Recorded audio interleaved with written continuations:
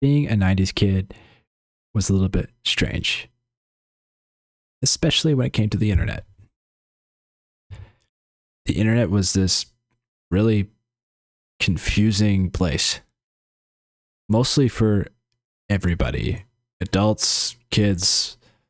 Unless you were like an IT geek and you knew what you were doing, most people didn't. You kind of fumbled your way around on it.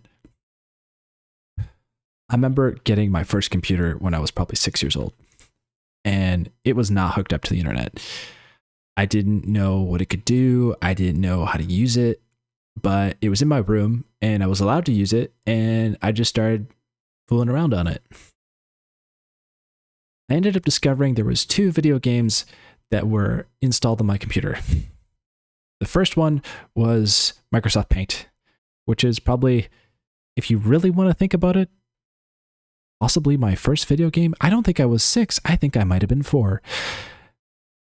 It was a cross between that and Super Mario World, but it's hard to tell. We're going back a while. MS Paint was it. That was the game. The goated game of all. Paint. But eventually I got tired of Paint.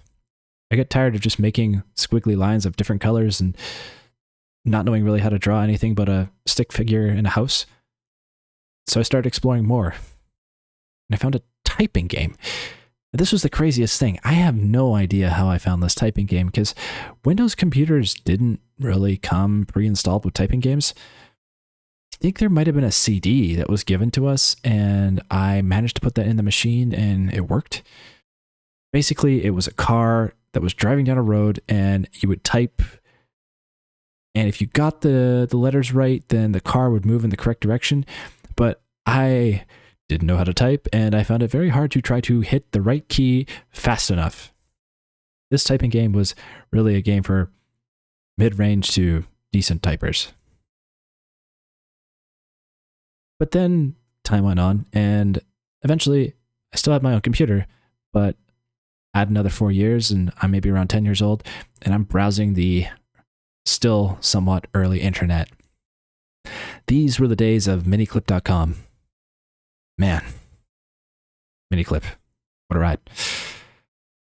So many fantastic games.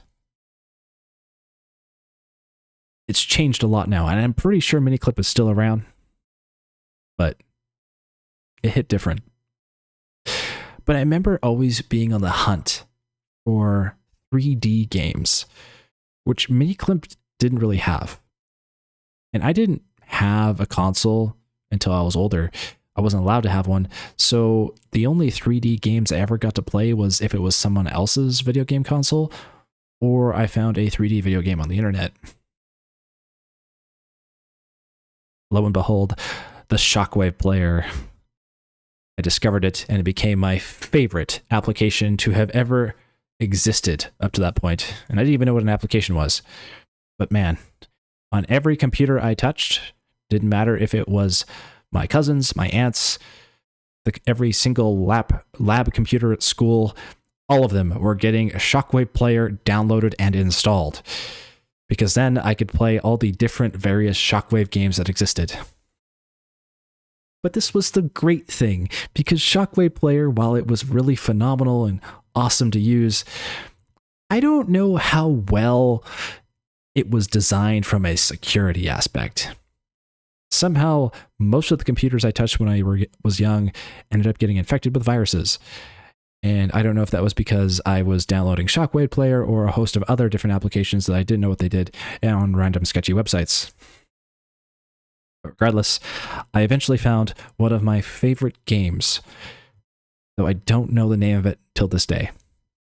It was a marble game on Shockwave Player. And man, as a kid, did I ever love marbles. That was one of my favorite toys. Just marble tracks and running marbles down these little tracks that you would build out of blankets and Hot Wheels tracks, whatever it is you could find.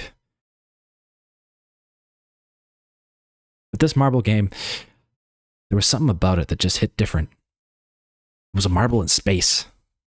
There wasn't any tracks. It was this marble that could fall off the edge of the world. But it was a platformer, and you could go upside down, and there was different levels. But it was locked behind a paywall. I didn't even know what a paywall was back then. All I just knew is I had to purchase the game in order to be able to play further than levels 1, 2, and 3. I never got to do that.